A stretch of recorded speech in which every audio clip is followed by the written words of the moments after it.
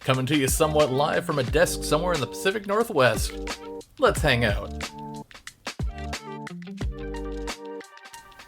What's going on, everybody?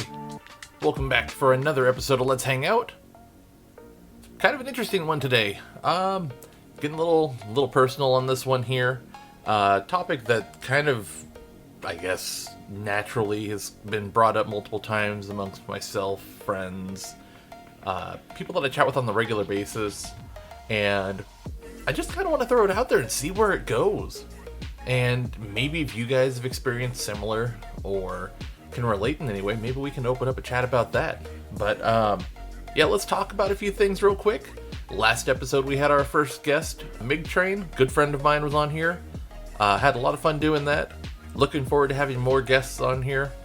At the moment, it sounds like I might have a dad pod coming up here, including Mig Train and another really good friend of mine, awesome guy by the name of Zeralius.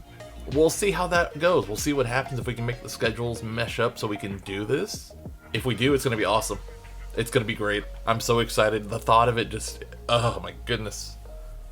Anywho, ironically, a perfect tangent to get back in topic here. Let's talk a little bit. Let's talk a little bit about undiagnosed ADHD. So let me throw the scenario out there.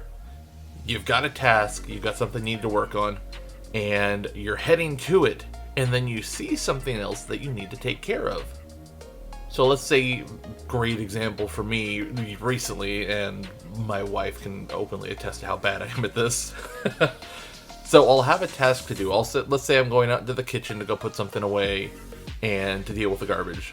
And in the process of walking out there, I find a pair of shoes that one of my kids left. So I'll pick up the shoes and I'll take it back to their room. Put it away, set it by their door, whatever. I get there and then I realize, oh, I need to do the laundry too because I haven't started the load of laundry. So I'm going to go back and grab the laundry. And in the process of going to grab the laundry, I see that something else is a mess and so on. And by the time I finish with task number 27 that I've added to my list today, task number 1 is still sitting there and I can't remember it. I can't remember what I was originally doing. If that sounds like you might have undiagnosed ADHD. Not a bad thing. A lot of us go through it. A lot of us go through life not knowing it, and that's the crazy part.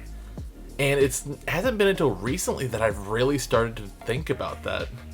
Somebody had made a comment, I can't remember who it was, when I was hanging out with them, and they had talked about how they had recently been diagnosed with adult ADHD.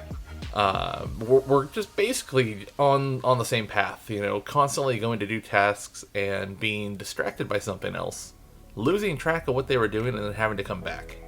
It's weird because I've done that my whole life. I've never once been diagnosed with ADHD. Truth be told, I probably should have been evaluated as a child for it. A lot of people really should have. And it's one of those moments when you really stop to think about it. You're like, man, that makes sense. It really does, So it's weird. It's that acceptance stage of things. It's really looking at what I do on a daily basis and the process I go through. And just kind of accepting the fact that, I'm a little scatterbrained here and there. I'm impulsive at times about things, and I get easily distracted.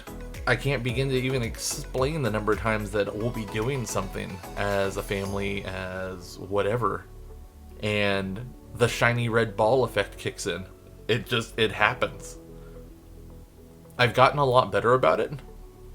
I've gotten to that point where I can see what's going to trigger me to start getting distracted, and I can ignore it for the most part. But there's still times that I get pulled away by whatever the shiny red ball is at the time. And it just happens. I think a lot of that comes down to just wanting to keep busy. And in those moments when I have the energy to really be busy, I want to be moving. There was a long period there. Again, we'll have this as a separate episode because I do want to talk about it because I know there's people that go through the same struggle that I did. Maybe on a different scale, better, worse. But again, we'll get to that. But I had an entire year, basically a year, where I couldn't do basic tasks. I had a back injury. I've had pinched nerves where I literally could not lift up my own kids. I couldn't pick up my youngest to give her a hug or help put her in bed, and if I did, I was paying for it for a day or two later. So now that I'm in a better spot, thanks to a wonderful spinal injection, like I'm wanting to do stuff. So when I have that energy and I want to go do something, I want to go. And I get that shiny red ball that stops me to do another task. And it's not that I want to be distracted, I'm excited to do it because I can. And my brain sees it and goes, yes, let's do it now. Let's take care of it now because you're not going to do it later. Let's do it now, just in case something happens. And in most cases, it's a good thing. You know, there's times where leaving the task I originally had at hand was probably not the smart choice, but I got something done. I got another task done that I didn't have on my plate that day, and maybe probably wouldn't have gotten to until later. I honestly don't know. Like, maybe. So I don't know. The whole adult ADHD, it makes sense. And I know a lot of people that have talked about it. Like I said, I've talked with my friends, and a lot of them go through the same thing, and they say, yeah, I'm pretty sure that I have it. It's just never been diagnosed. I've never talked about it with my doctor or with anybody. So I feel like it's a lot more common than we want to give it credit for, because it's there. We all know people that do that. We all know people that want to go through and have that red ball and chase the red ball. So, and on that same note, let's talk feelings for a second here. Like that, that's one of those that all kind of goes hand in hand. You do the task, you feel good, but then you feel bad because you didn't do what you did before. It's emotional regulation. And a lot of us struggled with it when we were kids. You may not remember it, or maybe you do and you've repressed it. Or, sorry, not repressed it, suppressed it. But maybe you suppressed that feeling, suppressed that memory of having those very difficult feelings because you've gotten over. You've learned how to control it. You know, bravo to you if you have. Bravo if you've gotten through any kind of struggle with your emotional regulation, because that's huge. There are things that some people do nowadays because they don't know how to stay calm or react rationally, stop and think, not jumping the gun, you know? There's just a lot. There's a lot of things we go through as people. Being able to process things as they happen is very difficult. It's something that we struggle with. A lot of us want to be very impulsive. Again, going back to that ADHD, those impulsive reactions. A lot of people want to just jump and go. You get angry and you want to react. The real trick, the real good feeling is when you want to do that jump and react because you feel like it's the necessary response, but you stop and think. When you stop and think and then react, it works out so much better. It gives your brain a chance to look at the situation in a calm moment, in a spot where you're not reacting in anger, you're not reacting in rage, sadness, disappointment, any of those feelings, any of those extremes. It's that stopping and thinking about it. And personally, it's taken a long time for me to get there. You know, I hate to be the one to admit it, but we all have to at some point. We all have to admit that we're either struggling with it, or we've worked through it, or are working through it.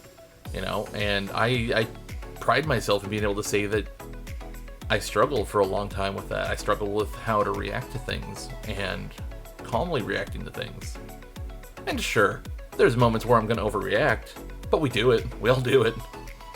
You know, something happens and you're just like, oh my god, why me? Why am I the one that has to suffer for this? But if you stop and take a second and really think and really look at the situation going on, it's not you. You're not the only one going through it. Like, there's other people that are going through the same struggle and maybe not reacting the same way.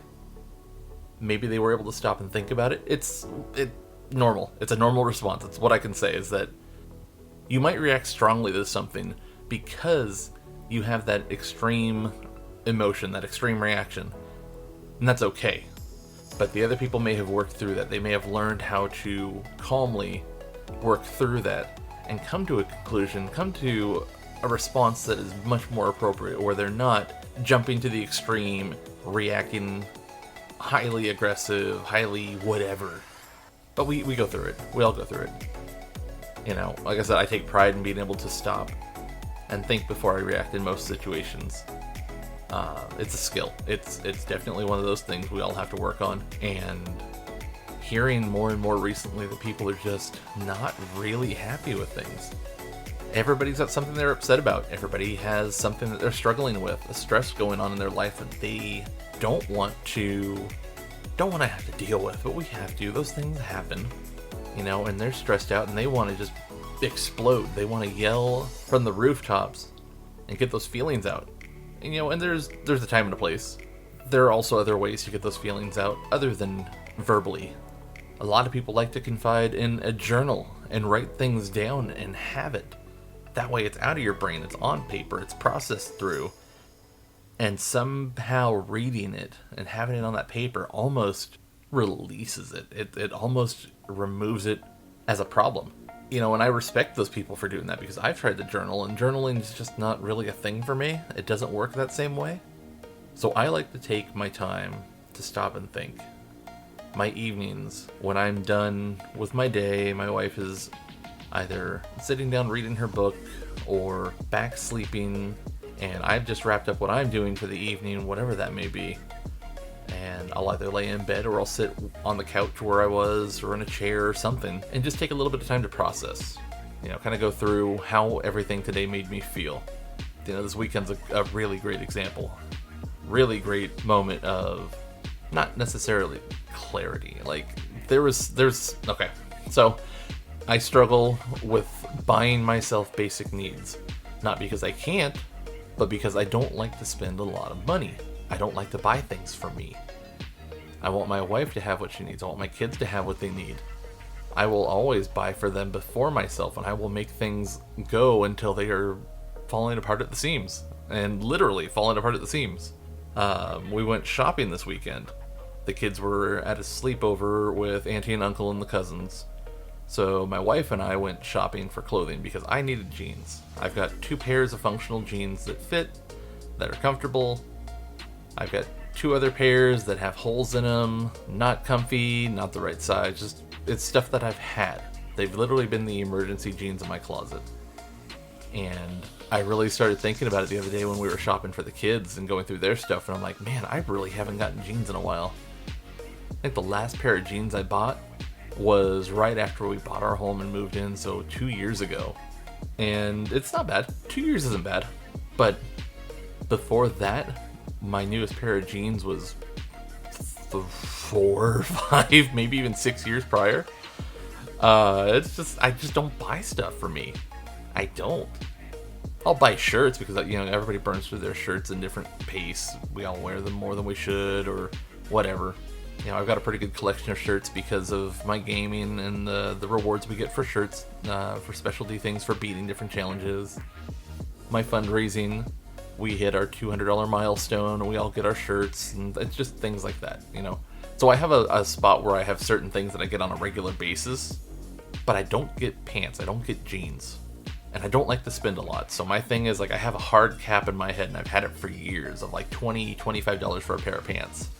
I don't know if you guys know this, but that doesn't get you very many options out there right now. You can go to Walmart and you can get your $15 pair of jeans, which is what I have. My 2 pairs that fit me were just the cheapy jeans, but I wanted something quality that was going to last me. And we went shopping around looking for my size, which for some reason it was everything just above it and just below it, but mine was gone. So we looked, we tried a few places, put on the jeans, nothing fit. We went to a store, Lucky Brand, if you guys are familiar with Lucky Brand. I'm wearing them right now. I went back for them yesterday, and I'll explain that in a second here. These have got to be the most comfortable pair of jeans I have ever worn in my life. They are incredible. My struggle this weekend, Saturday when we were walking around, was the price tag on them, because they originally go for $90 for the jeans, and they were on sale for 30% off. So that's still $60.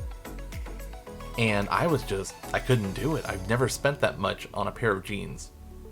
But then we started shopping around at some of the other stores and looking at Tommy Hilfiger, looking at the Levi's store. We were at the outlet malls, by the way. So, a lot of options. We went kind of everywhere, and either they didn't have jeans my size, or they were incredibly uncomfortable. We got to the Levi's store, and they had all of their different styles. And I grabbed one of each to try on, and I didn't really find anything that worked. And then we saw a rack of, not necessarily clearance, but it was like their off styles. So they've got their straight, athletic, regular, the classic, vintage, tapered, blah blah blah. But they had loose. I normally, when I was younger, I would shop for relaxed jeans, or at the time they were the athletics that were actually not tapered. They were just a little more roomy. They had a little more give to them. But that's what I used to go for. And all these new jeans are just not that style. But I found on the rack, I found a pair of my size, and they were loose. Loose hip, loose leg, all the way down. And putting them on, it was that nostalgic feeling like I was wearing my high school jeans again, it was kind of cool. But they were super comfy. There were spots that were a little rigid here and there because they're Levi's, and that's their structural integrity they have in the stitching and the way they make them, because they're quality. But I was, in my head, I was able to work through them because these were really comfy jeans. They fit. They were a little baggy, a little more baggy than I like. But, I hadn't found a pair of jeans that day that fit really well. And besides the Luckies. But I just, something about these, I had to get them. They were great. So they were on that rack. They were like $30, I think, $35. And I got an extra 10% off of the register for their email stuff. So, I walked out with a great quality pair of jeans for way less than the other guys. And less than I was going to pay. Less than ticket price, which was great. And I think they still had the tag on them when I got home, and that's what, like, my jaw dropped, because they were another one of those, like, $99 jeans. And I can't imagine that. It's so weird to me that jeans are so expensive. But then talking with my brother yesterday, we were over for my nephew's birthday party. Talking with my wife Saturday night, talking with my brother yesterday, they kind of put it out, the conversation I had going on in my own head of, I don't buy jeans that often, so if I really look at it and I break down how long the jeans last me and the price that I'm paying, rather than buying a new pair of jeans every 2 years, I'm still going to pay a little more than if I bought the jeans every 2 years, but I have quality jeans that I'm going to buy less frequently. And I don't know what it was about talking to them that helped kind of like make that click even more, because it made sense in my head. Arguing with myself in my own head, it made sense. It's a little high price, but when you break it down, it's actually a good deal for you. It made me want to go back. And I had those jeans, those Luckies, in my head because, man, they were awesome.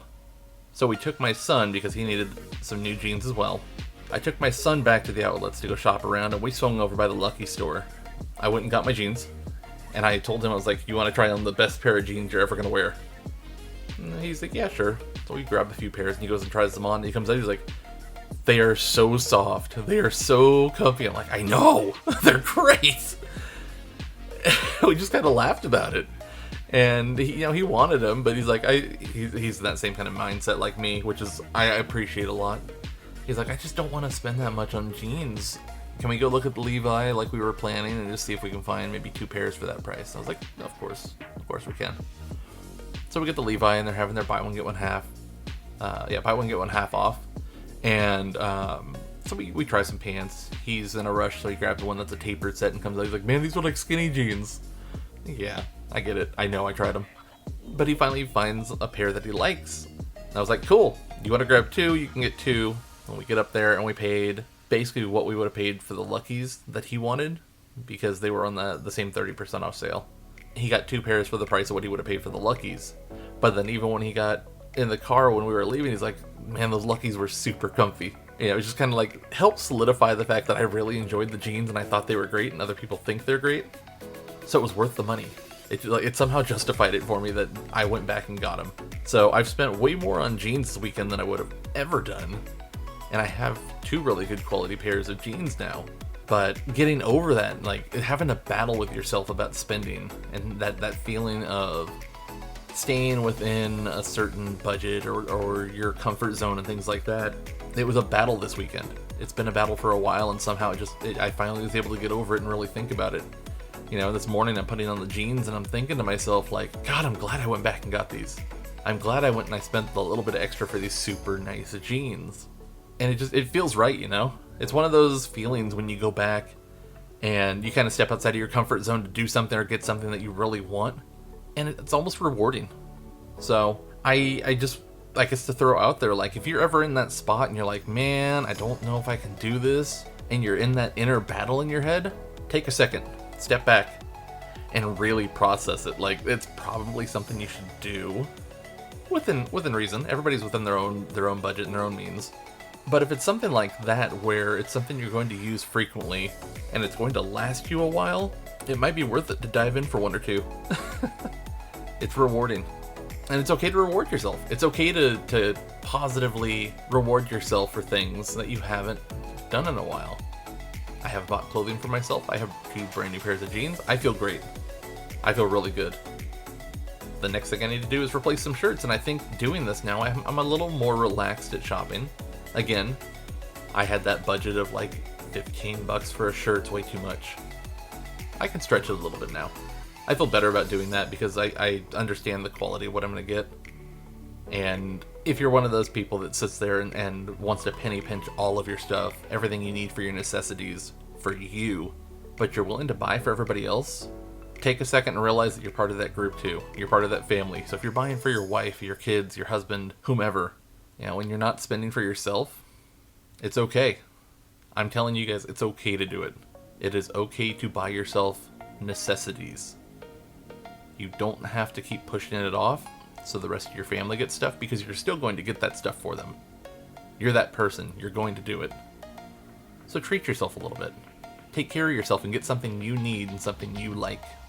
So anyway, guys, that's really what I just want to talk about today. Just a little bit of that openly admitting the adult ADHD and processing, and that inner battle, that inner turmoil with your own feelings about things. Like, it's cool. We all go through it.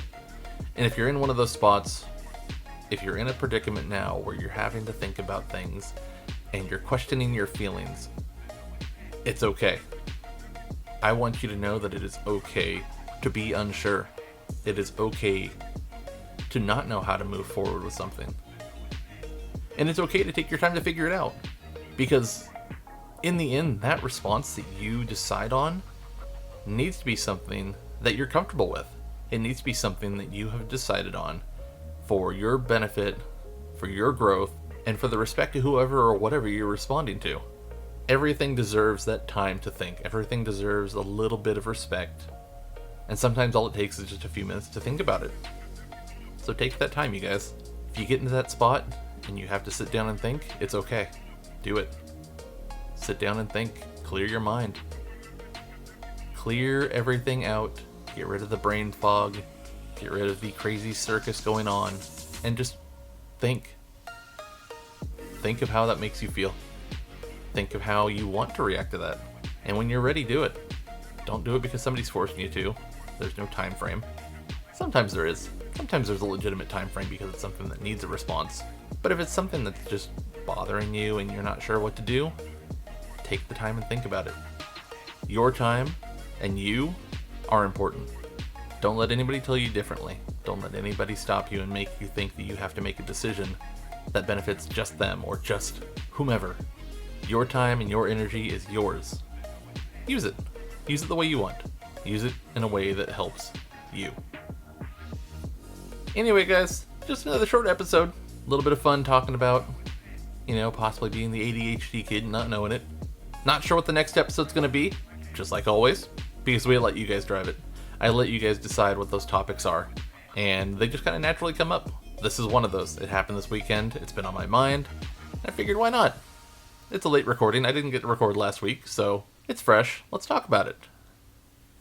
So if you guys want to join the conversation, I encourage you to please hop on Twitter, use the hashtag Let's Hang Out Pod, tag us at Let's Hang Out Pod, and let's get talking, guys. Let's hang out about everything. Let's hang out and talk about whatever it is you want to talk about. Hopefully, if you're one of those people that needed to hear this, hopefully this helped you.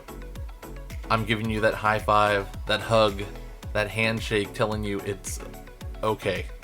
It is okay to be the ADHD kid and not know it. It is okay to stop and think. It is okay to be unsure about what your feelings are about something. Just take care of yourselves. That's all. Everything else will work itself out in time. But again, thank you guys for hanging out. Another great episode, another good time talking with you. And I hope that everybody has a wonderful, wonderful week. And 2 weeks, because I'm not going to see you guys for 2 weeks. Maybe. I might surprise you. But I hope you guys have a wonderful week, 2 weeks, weekend, time ahead. Until the next time I brace your radios, phones, whatever you're listening to this on. Thank you guys for hanging out. I appreciate you. I'll catch you guys on the next episode. See ya!